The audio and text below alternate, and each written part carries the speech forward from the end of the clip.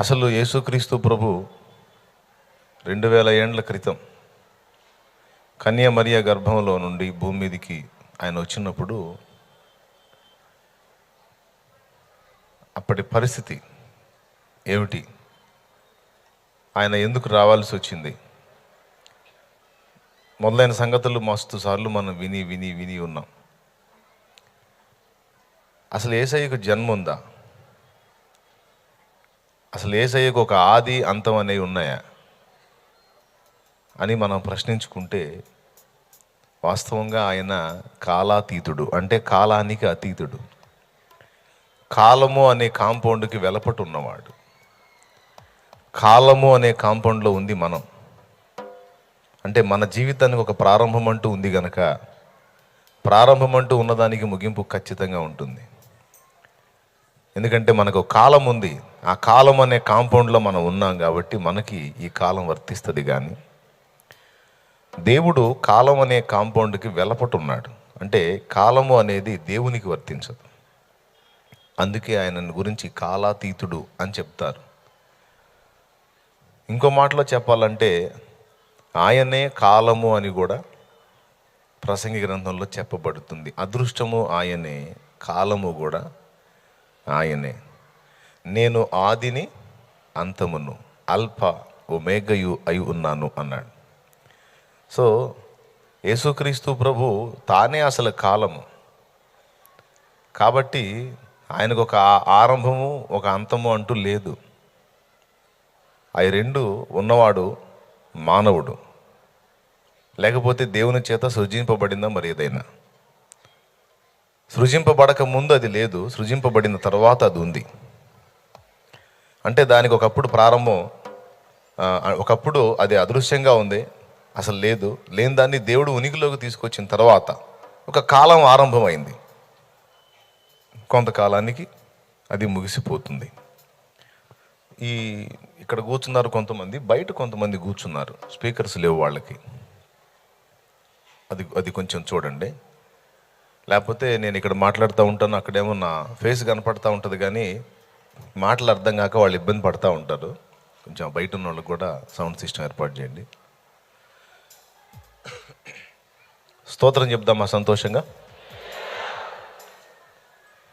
కాలాతీతుడైన దేవుడు సృజింపబడినటువంటి మానవాళి కోసం ఆయన ఈ కాలము అనే కాంపౌండ్లో ప్రవేశించి ఈ విశ్వాన్ని నిర్మించాడు. ఆ విశ్వం, అందులో చేయబడినటువంటి సకల చరాచర ప్రాణకోటి, ఇదంతా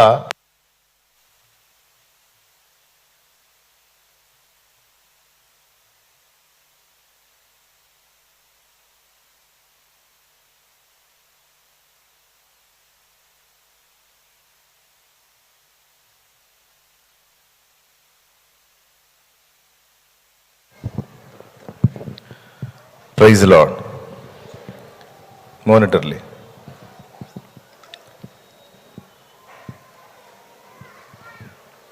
దేవునికి మహిమ. హల్లెలూయా. Monitor right. తాను సృజించినటువంటి ప్రాణకోటి మొత్తం పాపబంధకంలో బందీ అయినప్పుడు దాన్ని విమోచించడానికి మళ్ళొక్కసారి కాలంలో ప్రవేశించి మనుష్య మాతృడుగా భూమి మీదకి వచ్చి అందరి పాప విమోచనార్థమై ప్రాణం పెట్టడానికి ఆయన మళ్ళా కాలంలోకి రెండవ ఘట్టంలో ప్రవేశించాడు. అలా ప్రవేశించి భూమి మీదకి వచ్చిన శుభవేళ్లను పురస్కరించుకొని మనం ఇలాగున పండుగ చేసుకుంటున్నాం. అంతేగాని యేసయ్య ఏదో 2000 ఏళ్ల క్రితం పుట్టాడు అని ఆ పుట్టుకను గురించి మనం అనుకుంటూనే, యేసయ్య 2000 ఏండ్ల దేవుడు అన్నట్టుగా అనుకుంటాం మేము. అది వాస్తవం కాదు. అసలు యేసు ఆది అంతము లేనివాడు.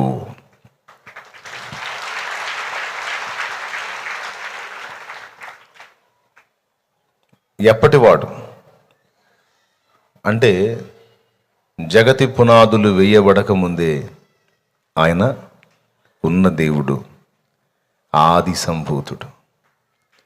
ఆయనను గురించి హెబ్రీ పత్రిక 7లో మెల్కీసెదెకు షాలేము రాజు అనే పేరిట చెప్పబడింది. షాలేము రాజు అని ఒక ఆయన ఉన్నాడు. ఆయన కూడా తల్లిదండ్రి లేనివాడట, ఆది అంతములు లేనివాడట. ఈయన మనుష్య కుమారుని పోలి ఉన్నాడు, దేవుని కుమారుని పోలి ఉన్నాడు అంటాడు. అంటే దేవుని కుమారుడికి కూడా ఇలాంటి పరిస్థితి ఉంది. ఒకసారి చూడండి, హెబ్రీ పత్రిక, మనోళ్ళు తీసి చదవటం కొంచెం లేట్ అయింది, నేనే చూపిస్తాను. 3వ వచనం నుంచి చూడు, 7:3. మైక్ లేదా అందుబాటులో? ఎవనికి అబ్రహాము అన్నిటిలో 10వ వంతు ఇచ్చెనో ఆ షాలేము రాజును మహోన్నతుడగు దేవుని యాజకుడునైన మెల్కీసెదెకు నిరంతరము యాజకుడుగా ఉన్నాడు. అతని పేరుకు మొదట నీతికి రాజనియు తరువాత సమాధానపు రాజనియు అర్థమిచ్చునట్టి షాలేము రాజని అర్థము. అతడు తండ్రి లేనివాడును, తల్లి లేనివాడును, వంశావళి లేనివాడును, జీవిత కాలమునకు ఆది అయినను జీవనమునకు అంతమైనను లేనివాడునై ఉండి దేవుని కుమారుని పోలి ఉన్నాడు. దేవునికి స్తోత్రం కలుగును గాక. హల్లెలూయా. షాలేము రాజు అని ఒక ఆయన గురించి మాట్లాడుతూ ఈయన దేవుని కుమారుని పోలి ఉన్నాడు అన్నాడంటే ఈయన గురించి చెప్పిన విషయాలే దేవుని కుమారుని కూడా ఉన్న సంగతులు అన్నమాట. అందులో ఏం చెప్పాడు? కాలము కూడా ఆయనకు ప్రక్కనున్నదే కానీ కాలములో ఆయన లేడు. తానే కాలమై ఉన్నాడు, కాలాతీతుడై ఉన్నాడు. దేవునికి మహిమ. సరేలే, అది కాలము కాలాతీతుడు అనేది కొంచెం లోతైన విషయం. పద్దాకాలం నేను కాలం కాలం కాలం అంటే ఇక ఇదేం కాలం రాని మీరు హింసకాలంలోకి వెళ్ళే అవకాశం ఉంది. కాబట్టి ప్రజెంట్ మనం సంగీతం పాడుకుందాం. యేసు ప్రభు 2000 ఏళ్ల క్రితం వచ్చిన దేవుడు అన్న వాళ్ళకి సమాధానంగా సిద్ధపరిచినటువంటి ఒక అద్భుత గీతం దేవుని ఆత్మ ప్రేరణలో. జగతి పునాదులు వేయబడక ముందే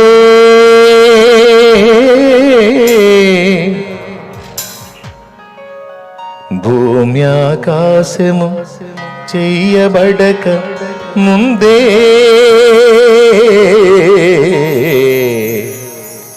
ఉన్న దేవుడు ఆది సంభూతుడు.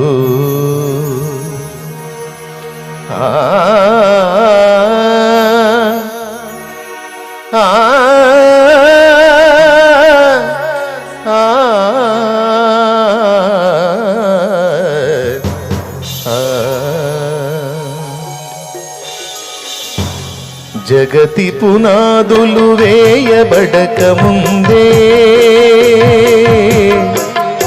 భూమి ఆకాశం చేయబడక ముందే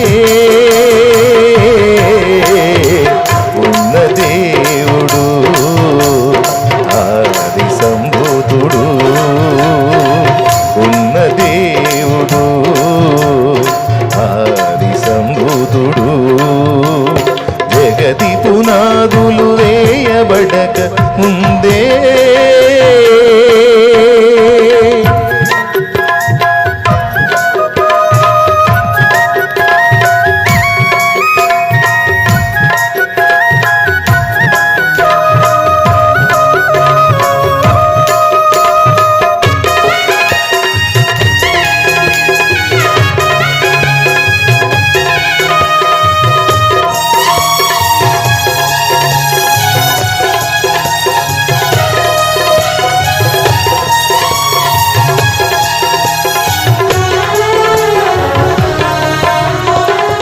సిటిలోన జలములను కొలిచిన వాడితడు, పర్వతములను త్రాసులు తూచిన వాడితడు.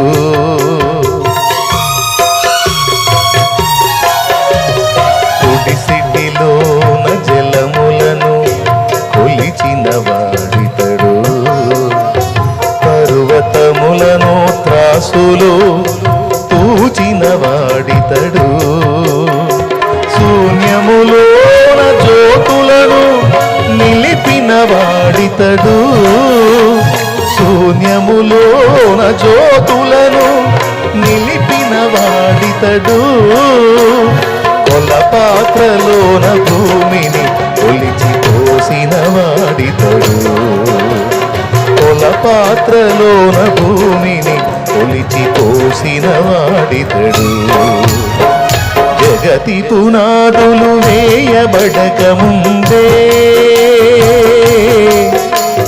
భూమి ఆకాశం చేయబడక ముందే ఉన్న దేవుడు ఆది సంభూతుడు, ఉన్న దేవుడు ఆది సంభూతుడు, జగతి పునాదులు వేయబడక ముందే.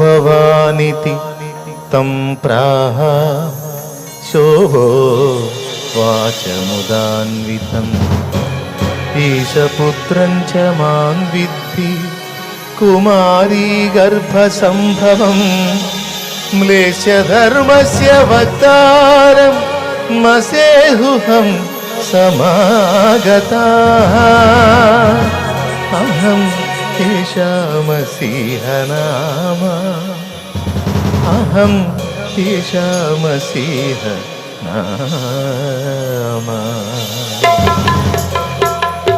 శాలివాహనుడు తెలిపిన దైవసుతుడు ఇతడు, పురుష సూక్తమే తెలిపిన యజ్ఞ పురుషుడితడు,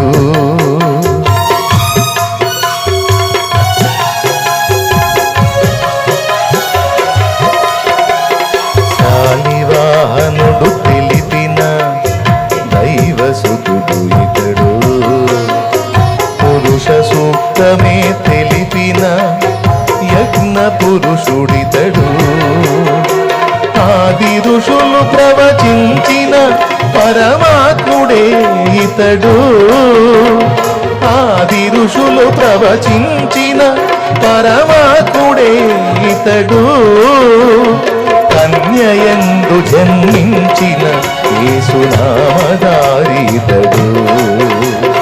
కన్యయందు జన్మించిన యేసునామధారితడు, జగతి పునాదులు వేయబడక ముందే భూమి ఆకాశం చేయబడక ముందే ఉన్న దేవుడు ఆది సంభూతుడు, ఉన్న దేవుడు ఆది సంభూతుడు, ఉన్న దేవుడు ఆది సంభూతుడు, ఉన్న దేవుడు ఆది సంభూతుడు.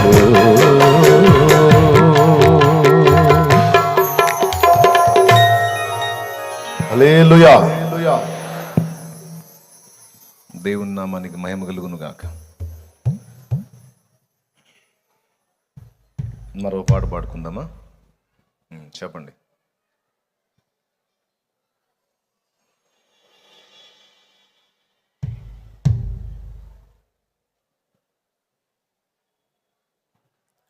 ఏ పాట పాడాను? యేసయ్య పాడాను లేకపోతే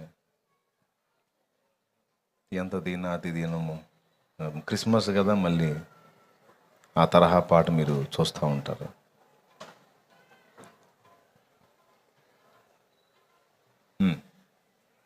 ఏం సప్పుడు చేస్తలేరు? తొందరగా చెప్పండి, మళ్ళా రెండో కూటం కూడా ఉంది. Praise the lord. చాలా రోజులైంది అది పాడి, గుర్తుంటుందో ఉండదో. ఏ పాట పాడేను యేసయ్యా నీ పుట్టిన రోజు తలచుకొని. ఈ పాట ఎంత దీనాతి దీనము ఓ యేసయ్యా. ఈ పాట రెండిట్లో ఏది పాడదాం? మా ఇంటి పేరు పశువుల పాక, పక్కింటి పేరు ఒలీవల తోట, ఎదురింటి పేరు కల్వరి కొండ, మా వాడ పేరు సియోను కోట. చెప్పండి ఏదో ఒక పాట అందరు కలిసి గట్టిగా. ఇదే పాడదాం.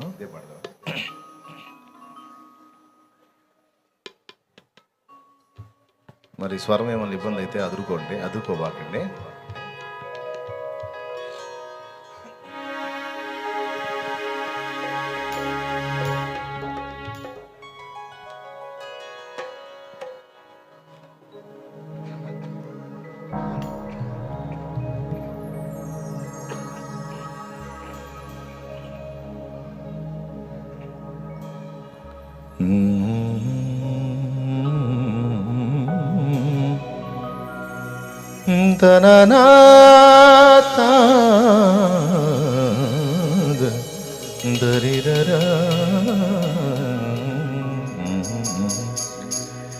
మా ఇంటి పేరు పశువుల పాక, పక్కింటి పేరు ఒలీవల తోట, మా ఇంటి పేరు పశువుల పాక, పక్కింటి పేరు ఒలీవల తోట, ఎదురింటి పేరు కల్వరి కొండ, మా వాడ పేరు సియోను కోట. మా ఇంటి పేరు పశువుల పాక, పక్కింటి పేరు ఒలీవల తోట.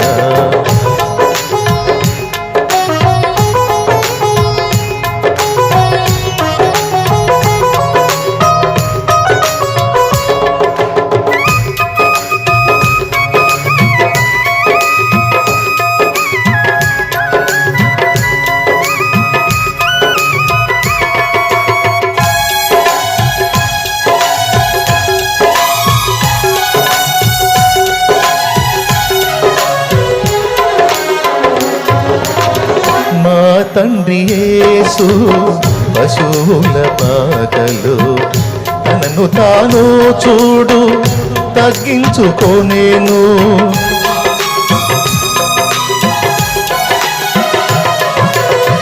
మా తండ్రి యేసు పశువుల పాకలో తనను తాను చూడు తగ్గించుకోనేను.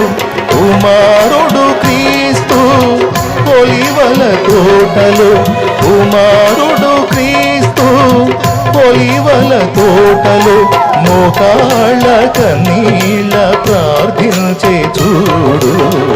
మా ఇంటి పేరు పశువుల పాక, పక్కింటి పేరు ఒలీవల తోట, మా ఇంటి పేరు పశువుల పాక, పక్కింటి పేరు ఒలీవల తోట.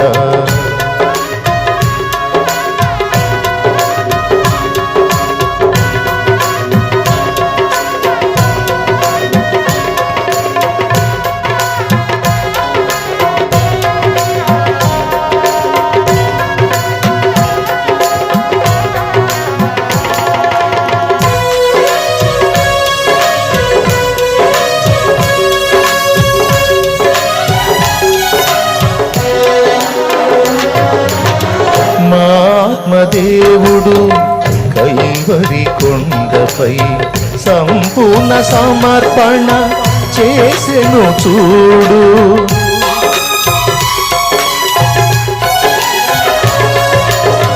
మా ఆత్మదేవుడు కైవరి కొండపై సంపూర్ణ సమర్పణ చేసెను చూడు. తగ్గింపు ప్రార్థన సమర్పణలో, తగ్గింపు ప్రార్థన సమర్పణలో మార్గము సత్యము జీవము చూడు. మా ఇంటి పేరు పశువుల పాక, పక్కింటి పేరు ఒలీవల తోట. మా ఇంటి పేరు పశువుల పాక, పక్కింటి పేరు ఒలీవల తోట. ఎదురింటి పేరు కల్వరి కొండ, మావాడ పేరు సియోను కోట. మా ఇంటి పేరు పశువుల పాక, పక్కింటి పేరు ఒలీవల తోట. మా ఇంటి పేరు పశువుల పాక, పక్కింటి పేరు ఒలీవల తోట.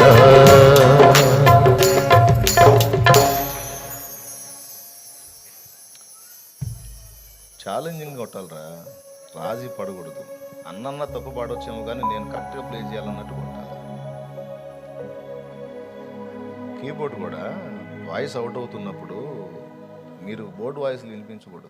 ఎన్నిసార్లు చెప్పినా అదే చేస్తున్నారు. ఇందాక కూడా ఫ్లూట్ వేసాడు, మీ ఇద్దరు లేవుడు ఎగతాళ ఇద్దరు. అది నా చెవులు వినపడుతుంటుంది. అది పిచ్చి పిచ్చి చేయాలి. మీకు అర్థం కాదు ఏం జరిగిందో, వాళ్ళకి నాకే అర్థమైంది. దేవునికి స్తోత్రం.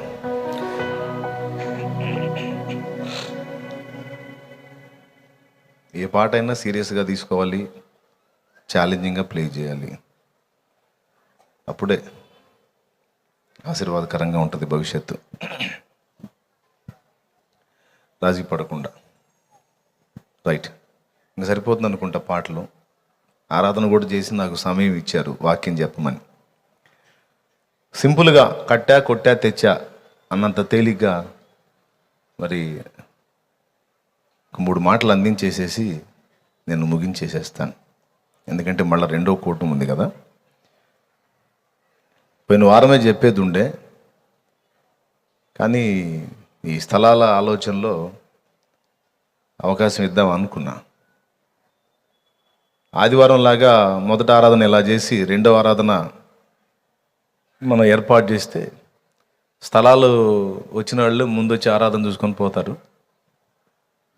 స్థలాలు రాని వాళ్ళు 2వ ఆరాధనలో కలుస్తారు. ఎవడియా వేయాల్సింది అప్పుడే, కానీ అప్పుడు బల్బ్ వెలగల. ఏం చేద్దాం, మంది డిమ్ లైట్, అంత చురుకైన మైండ్ కాదు, మొద్దోళ్ళం. మందంటే నాది లేండి, మీది మంచి బ్రెయినే. దేవునికి స్తోత్రం చెప్తారా? ఇప్పుడు ఆ స్టాండ్ పెట్టినాను.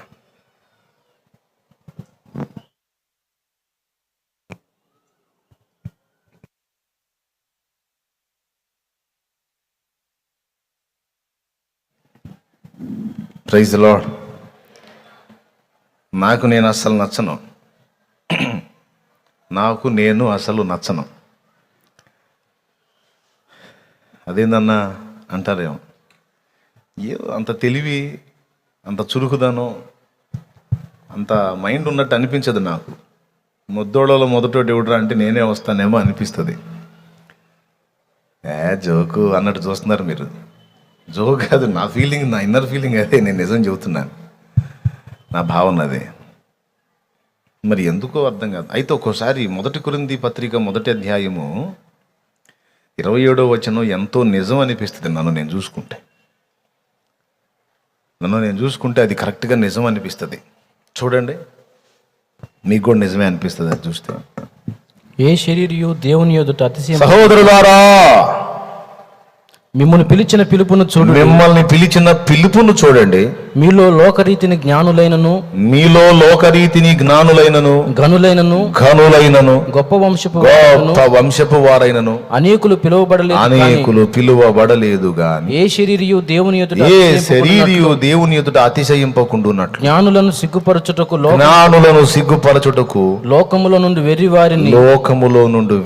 వారిని దేవుడు ఏర్పరచుకుని ఉన్నాడు. వెర్రివారు అంటే పిచ్చివారు అని అర్థం. వాడికి వెర్రి పట్టిందంటారు, అంటే పిచ్చి.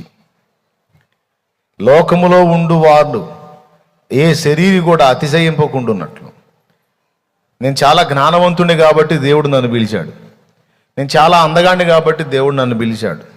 నాకు చాలా పనితనం ఉంది కనుక దేవుడు నన్ను పిలిచాడు. నేను పెద్ద వంశానికి చెందినవాడిని కనుక, రాజవంశీకుడిని కనుక దేవుడు నన్ను పిలిచాడు. నేను ఫుల్ సౌండ్ కనుక దేవుడు నన్ను పిలిచాడు. నేను మంచి వాక్చాతుర్యం కలిగిన వాడిని కనుక దేవుడు నన్ను పిలిచాడు. నేను చమత్కారంగా ఆలోచనలు చేయగలుగుతాను కనుక దేవుడు నన్ను పిలిచాడని దేనిని బట్టి ఎవ్వడు కూడా అతిశయింపకుంటున్నట్లు. ఇప్పుడు చెప్పిన వాళ్ళల్లో ఎక్కువ మందిని దేవుడు పట్టించుకోలేదట. వాళ్ళందరినీ పక్కన పెట్టేసి లోకంలో ఉన్న పిచ్చోళ్ళని దేవుడు అడుకుని ఆయన పని కొరకు ఏర్పరచుకున్నాడట, ఆయన రాజ్యం కొరకు సమకూర్చాడట.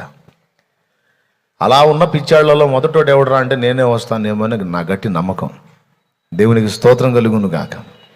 హల్లెలూయా. అంత తెలివి లేదు, అదే వచ్చిన చిక్కు. ఏదో ఇప్పుడు దాకా బండి నడిచిందంటే ఇక ఆయన తెలివితో, ఆయన జ్ఞానంతో ఆ పిచ్చి మహారాజు నడిపించడం. కానీ అమ్మో నేనైతేనా ఎప్పుడూ అయిపోయేది వ్యవహారం. ఏ కోణంలో పరిశీలించినా, ఏ విధంగా ఆలోచించినా ఒప్పుకోవట్లే నా మనసు. ఈ కోణంలో నువ్వు కాస్త సూటబుల్ లేరా అనడానికి ఏ కోణంలోంచి చూసుకున్నా నాకు నేను సెట్ అవ్వట్లా. మరి ఎందుకో దేవుడికి అంత నచ్చాను నేను. మీరు కూడా అంత నచ్చేశారు, అందుకే అందరం కలిసి ఆయన దగ్గరికి వచ్చేసాం. దేవునికి స్తోత్రం కలుగును గాక. సరే, మరిగా ఇక వచ్చే వాళ్ళ కోసం మనం ఆలోచన చేస్తే రెండో కూటమి వాళ్ళు కూడా ఇందులోనే కలుగుతారు. ముందే చెప్పుకున్నాక మనకు అసలుకి తెలివితేటలు తక్కువ అని కొంచెం దేవుని వాక్యం ధ్యానం చేసుకుని వెళ్దాం. మరి ఈరోజు క్రిస్మస్ సందర్భంగా అందరూ మంచి మంచి బట్టలు వేసుకొని మంచిగా ఇంట్లో పిండి వంటలు చేసుకొని పండగ చేసుకొని వచ్చారు, ఇంకా వస్తున్నారు. మంచిది. ఎందుకు సార్ ఇంత పండగ చేస్తున్నారు, ఇంత కోలాహలం చేస్తున్నారు ఏంటి ఈరోజు అంత? అసలు నిన్నైతే మార్కెట్ మొత్తం మోగిపోయింది. అసలు కోలాహలం ఏంటి? కోలాహలం అంటే ఏంటండి సార్? యేసయ్య పుట్టాడు, యేసయ్య పుట్టినరోజు పండుగ క్రిస్మస్. చదువు వచ్చిన క్రిస్మస్ అని, చదువు కిస్మిస్ పండుగ అండి, కిస్మిస్ పండుగ అని అట్లా వాళ్ళ ఆనందాలని ప్రకటించుకుంటూ కొంతమంది బజార్లో యూత్ మరి యేసయ్య పుట్టినరోజు సందర్భంగా డిసెంబర్ 25వ తారీఖు రాక మునిపే నవంబర్ 25నే ఒక పెద్ద స్టార్ మొదలు పెట్టేశారు. అంటే నిలబెట్టారు. సంక్రాంతి నిలబెట్టినట్టు, శివరాత్రి నిలబెట్టినట్టు కిస్మిస్ నిలబెట్టారు. నిలబెట్టి మరి నెల రోజులకు ముందే పని మొదలుపెట్టి ఆనందాన్ని మొదలుపెట్టేశారు. నక్షత్రాన్ని రెడీ చేసేయటం, బజారుల్లో పెద్ద పెద్ద కర్రలు కట్టి చక్కగా నక్షత్రాన్ని కట్టి అలాగ రోడ్డు మీద లైట్లు వేసి బాగా వెలిగించారు. ఆనందం ఏంటంటే క్రిస్మస్ సంతోషం, తప్పులేదు, ఆనందం. పిండి వంటలో మంచిది, క్రిస్మస్ ఆనందం. కొత్త బట్టలో క్రిస్మస్ ఆనందం. ఈరోజు కాకపోతే ఎప్పుడు సంతోషపడతాం? వాళ్ళలాగా వీళ్ళలాగా మనకి డజన్ల పండగలేం లేవు. మనకుంది 3 ఒకటి క్రిస్మస్, రెండోది గుడ్ ఫ్రైడే, మూడోది ఈస్టర్. ఈ 3గా అది. ఈ 3లో గుడ్ ఫ్రైడే రోజు మన కన్నీటి ప్రార్థన సరిపోయిద్ది. కాకపోతే ఇక ఆ క్రిస్మస్ అను ఈస్టర్ ఈ రెండిట్లోనే మనం కాస్త ఏదైనా హడావుడి చేసేది. Praise lord. ఆ ఈస్టర్ అప్పుడు కూడా సమాధులతోనే సరిపోయింది. దానికి ఇంకో పేరు కూడా ఉంది, సమాధుల పండుగ అని. చచ్చిపోయిన వాళ్ళ సమాధుల దగ్గరికి వెళ్ళి వాళ్ళ సమాధులకి సున్నాలు కొట్టించి బాగా అది అది ఇది పెట్టి అలికి, ఏమండి, ఏదో కొవ్వొత్తి ఒకటి ముట్టించి, నువ్వు పోయావని మేమే వదిలేయలేదు, మేము నిన్ను గుర్తుపెట్టుకున్నాం, ఇదిగో ఒక దీపం ముట్టిస్తున్నాం నీ దగ్గర కాసేపు వాళ్ళ కన్నీళ్ళు తుడిసి పోయిన వాళ్ళకి వచ్చే పండుగ అది. ఈస్టర్ పండుగ, సమాధుల పండుగ, అది ఇది అని. క్రిస్మస్ యేసుక్రీస్తు యొక్క జననం, సంతోషించేటువంటి పండుగ. ఎంతమంది హ్యాపీగా ఉన్నారండి క్రిస్మస్ సందర్భంగా? ఈరోజు అయిపోయిందంటే మళ్ళీ సంవత్సరం ఎదురు చూస్తాం ఈ పండుగ కోసం కదా. నేను కూడా ఫుల్ డబల్ హ్యాపీ. మీరు కూడా హ్యాపీయా? చెప్పండి, హ్యాపీ హ్యాపీ క్రిస్మస్ అని. తర్వాత ఇంకోటి ఏదో ఉందిగా, రైట్, సంతోషం. మనం ఆనందపడుతుంటే ఆయన కూడా ఆనందపడతాడు. అయితే ఒక చిన్న రహస్యం చెప్పి నేను ముగించేస్తాను. బైబిల్ గ్రంథంలో దేవుణ్ణి సంతోషపెట్టడానికి భక్తులు కొన్ని కార్యాలు చేశారు.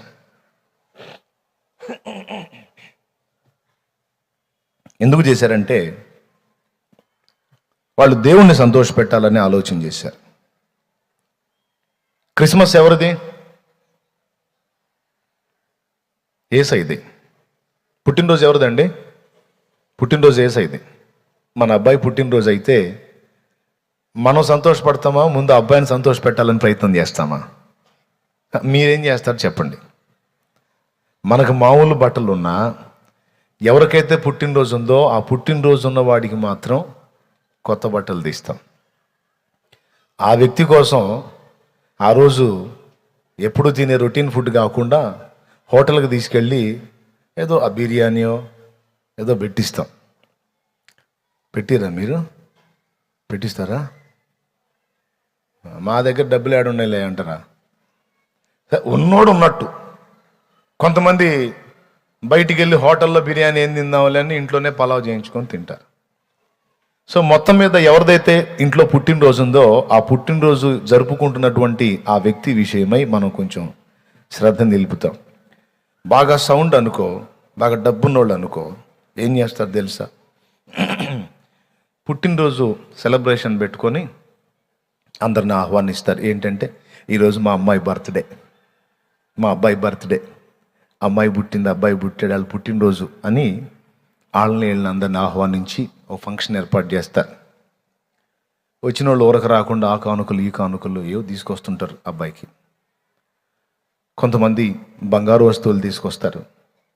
ఇంకా బాగా సంపన్నులు అయితే వజ్రాలు ఉంగరాలు తీసుకొచ్చిస్తుంటారు.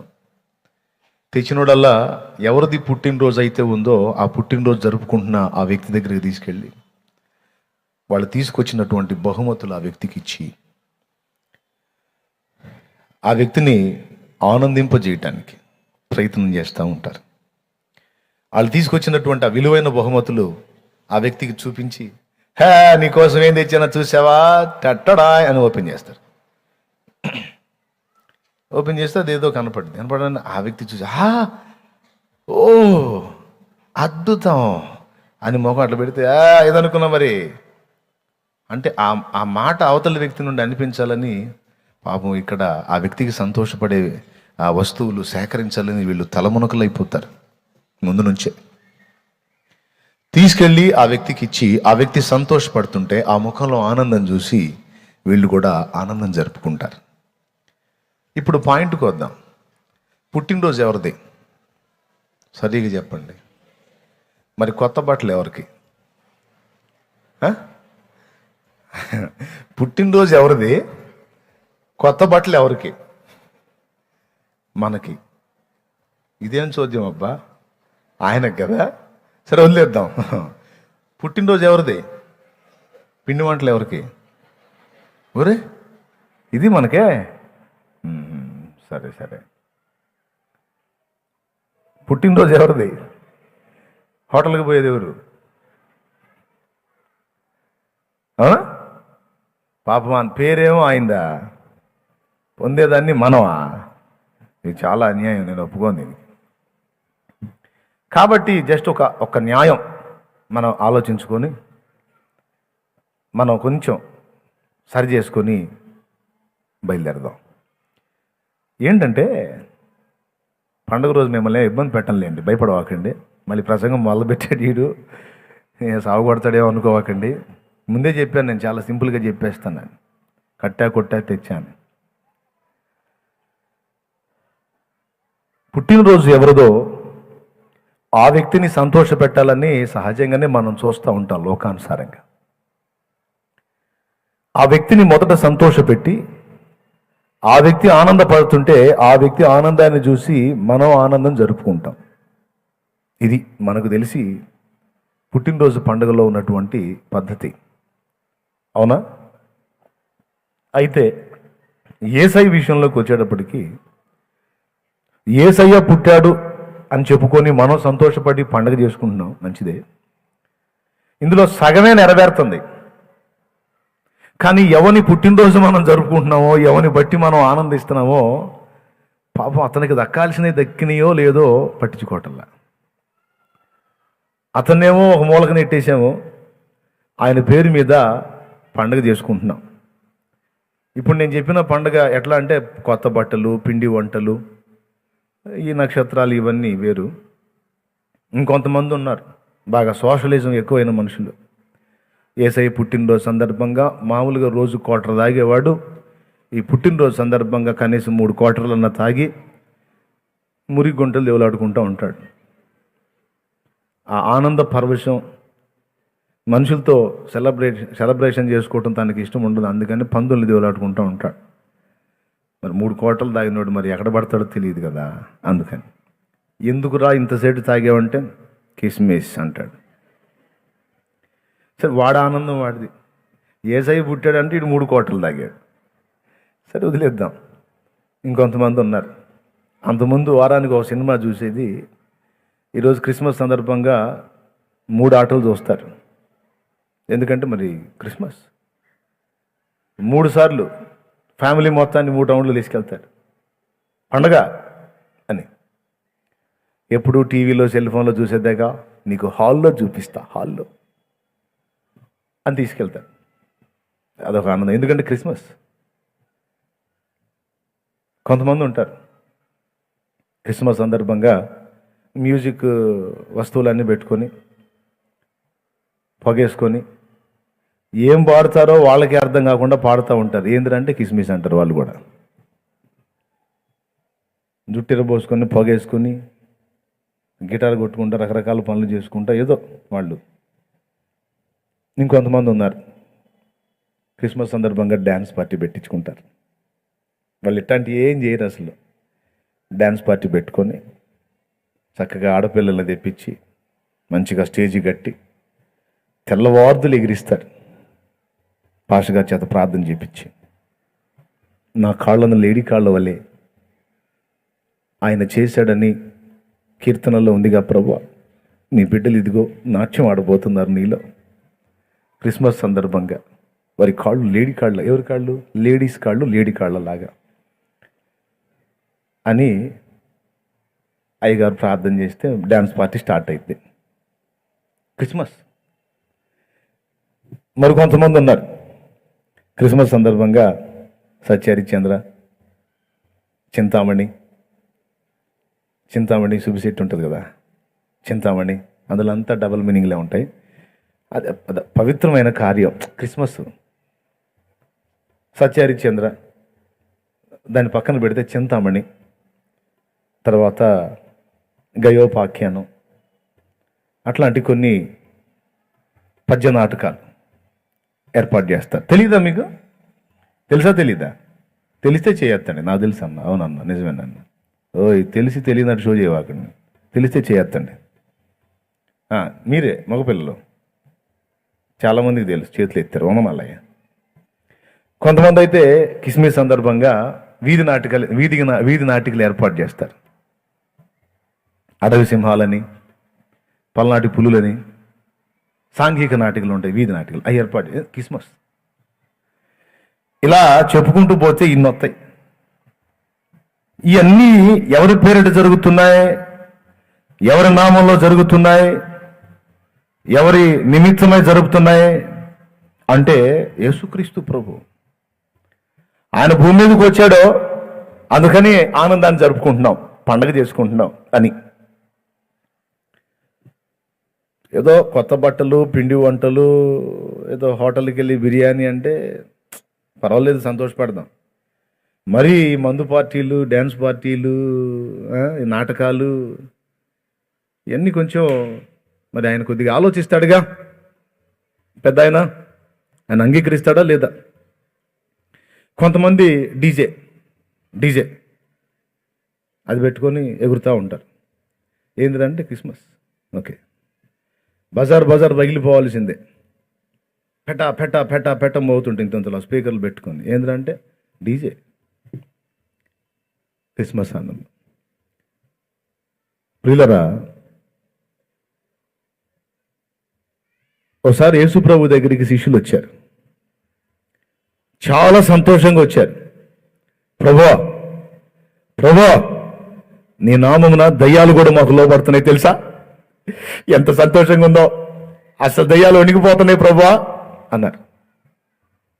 యేసు ప్రభు వాళ్ళకి వెళ్ళి చూసి, దయ్యాలు మీకు లోబడుతున్నవని సంతోషింపక పరలోకమందు మీ పేరులు రాయబడ్డవని సంతోషించండి అన్నాడు. దేవునికి స్తోత్రం కలుగును గాక. దయ్యాలు మీకు లోబడుతున్నవని సంతోషింపక పరలోకమందు మీ పేర్లు రాయబడ్డవని సంతోషపడండి. అంటే దేనికోసం సంతోషపడాలో మీకు అర్థం కాలా? నేను చెప్తున్నా, ఇదిగో దీన్ని బట్టి సంతోషపడాలి అని శిష్యులకి ఓ పాఠం నేర్పాడు ఆయన. ఈరోజు క్రిస్మస్ పేరుతో సంతోషాన్ని, పండుగ జరుపుకుంటున్న వారందరూ కూడా దేన్ని బట్టి సంతోషపడాలో, ఎలా సంతోషపడాలో, ఎవరి సంతోషాన్ని వెతకాలో గుర్తుపట్టలేదు చాలామంది. పుట్టినరోజు ఎవరిది జరుగుతుందో, ఆ పుట్టినరోజు ఎవరిది జరుపుకుంటున్నామో అతనిని ఆనంద పెట్టాలి, ఇది మొదటి సంగతి అన్న విషయం మర్చిపోయారు. ఆయన అడ్డం పెట్టి వేరే తమ మనసుకు నచ్చిన కార్యక్రమాలన్నీ వీరు చేసుకొని తమ సంతోషాన్నే చూసుకుంటున్నారు. కానీ ఎవని పేరు అక్కడ చెప్పారో అతని సంతోషాన్ని ఎవడు పట్టించుకోలేదు, దాదాపు చాలా మంది. Praise the lord. కాస్త గట్టిగా చెప్పాలి మీరు. ఇంకొకసారి చెప్పగలరా?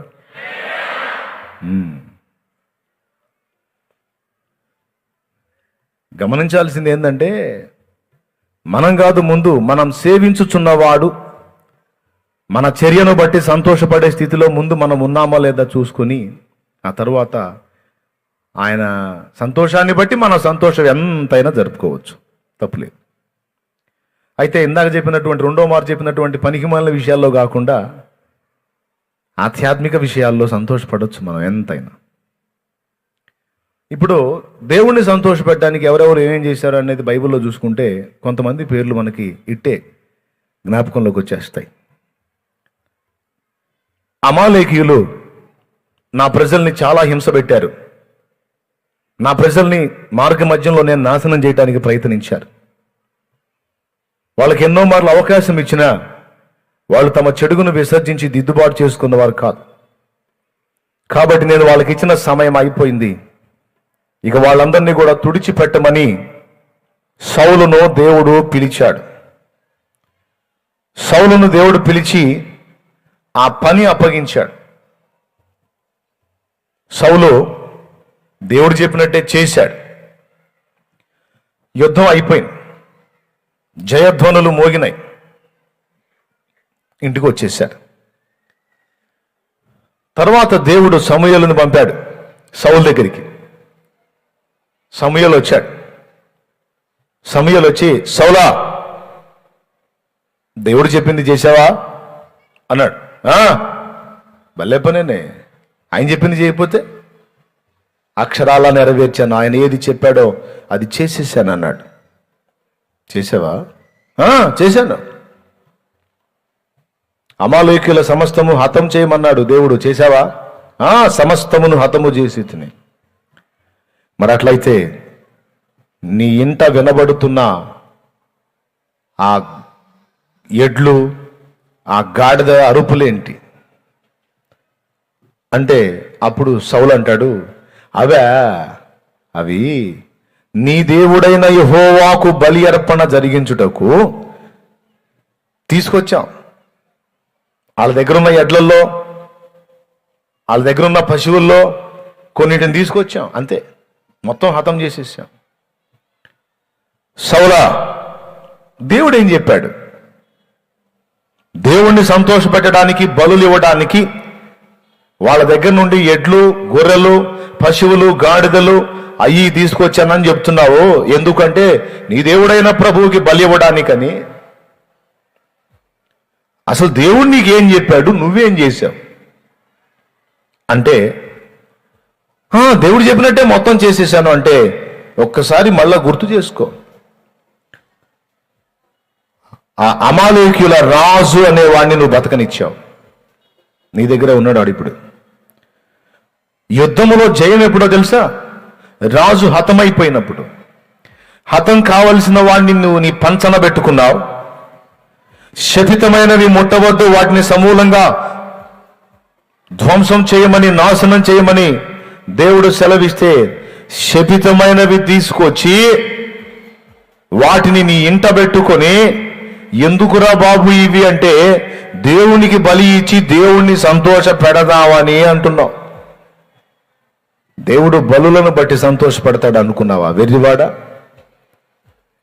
జంతువుల మాంస రక్తాలు దేవుడు తింటాడా? వాటిని బట్టి దేవుడు ఆనందపడతాడా అని అప్పుడు సౌలుతో సమూయేలు అంటాడు, బలి అర్పించుట కంటే సమీపించి మాట వినుట శ్రేష్టము. చూస్తారా ఒక్కసారి ఆ వచనం? ఒక్కసారి సమూయేలు మొదటి గ్రంథము 15వ అధ్యాయం 22వ వాక్యం. చదువు నాయనా. అందుకు సమూయేలు తాను సెలవిచ్చిన ఆజ్ఞను ఒకడు గైకొనుట వలన యెహోవా సంతోషించున్నట్లు. అదుగో సంతోషించున్నట్లు అన్న మాట రౌండ్ చేయండి. ఎందుకు తీసుకొచ్చాడు? ఆ ఎడ్లు అమాలేకీయుల వస్తువులు, ఆ ఎడ్లు, పశువులు, గొర్రెలు, ఆ మేకలు, ఆ గాడిదలు, ఆ గుర్రాలు ఏవేవైతే తెచ్చుకున్నాడో వాటన్నిటిని బట్టి సమూయేలు మాట్లాడుతున్నాడు. దైవ ప్రవక్త ఏమన్నా తెలుసా? నువ్వెంత వెర్రివాడివి సౌలా. తన మాట ఒకడు వినటను బట్టి సంతోషపడ్డట్టు దేవుడు మరి దేన్ని బట్టి అయినా సంతోషపడతాడా? ఏం చేస్తే ఆయన సంతోషపడతాడు అన్న పాయింట్ మిస్ అయ్యావే. నువ్వు తీసుకొచ్చి అర్పించేటువంటి పశువులు, ఎడ్లు, వాటి క్రొవ్వు, వాటి మాంసాన్ని బట్టి ఆయన సంతోషపడడు. ఆయన మాట జాగ్రత్తగా విని దాన్ని గైకొనుటను బట్టి ఒకని యందు దేవుడు సంతోషపడతాడు. నువ్వేమో దేవుని మాటలు పెడచెవిన పెడతావు, దేవుని మాటలు నీ వెనకకు త్రోసివేస్తావు, దేవుని మాటలు నిర్లక్ష్యపరుస్తావు. దేవుడు ఒకటి చేస్తే నువ్వు ఇంకొకటి చేస్తుంటావు. కానీ పైనవన్నీ ఏవేవో చేసి ఆయన ఆనంద పెట్టాలని చూస్తున్నావు. ఆయన ఆనంద పెట్టడానికి ఇవన్నీ చేస్తున్నానని నువ్వు ఆనందపడి నిన్ను నువ్వు మోసం చేసుకుంటున్నావు. కానీ నువ్వు చేసే వీటిని బట్టి ఆయన సంతోషపడడు సౌలా అని చెప్పేశాడు. దీన్ని బట్టి మీరేమంటారో, మీరేం అనుకుంటున్నారో ఆలోచించుకోండి. ఇంక దీని గురించి ఇక వేరే విషయాలు ఏం చెప్పి మిమ్మల్ని ఇబ్బంది పెట్టను, మీరే ఆలోచన చేసుకోండి. ఈరోజు ఇంతమంది ఇక్కడ కూర్చున్నారు. లైవ్ ద్వారా ఎందరో కొందరు వాక్యం వింటూ ఉండొచ్చు, తర్వాత అయినా వింటారు. క్రిస్మస్ సెలబ్రేషన్స్ మస్తు జరుగుతున్నాయి. హ్యాపీ, తప్పులేదు, సంతోషం, జరుపుకుందాం.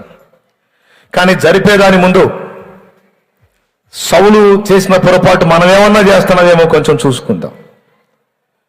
సౌలు చేసిన తప్పు మన వల్ల ఏమన్నా జరుగుతుందేమో జాగ్రత్త పడదాం.